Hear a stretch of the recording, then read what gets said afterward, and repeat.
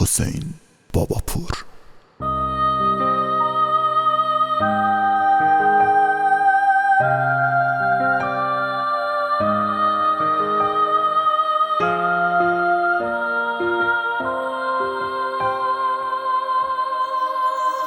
Danışma, yoruldum, danışma da doydum. Yalan çıktı sözlerin, eşki utuzdum.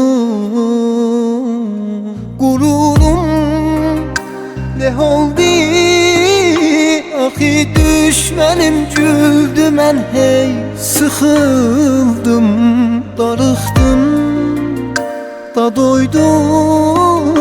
Yalan vədelerden yoruldum, yoruldum. Utuzdum filani, ced Allah'a tapşırdım eşki yalanı. Ahi sadiyem ben, ürək gelmedi mən danışam yalan.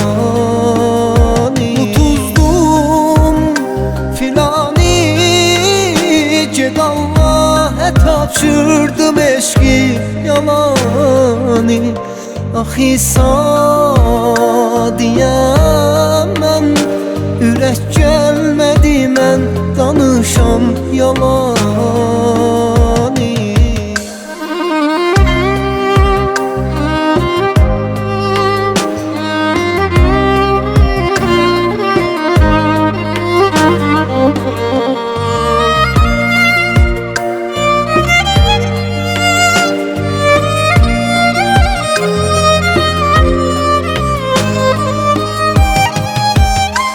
Eğer ben bileydim, beni sevmişsen ey filani,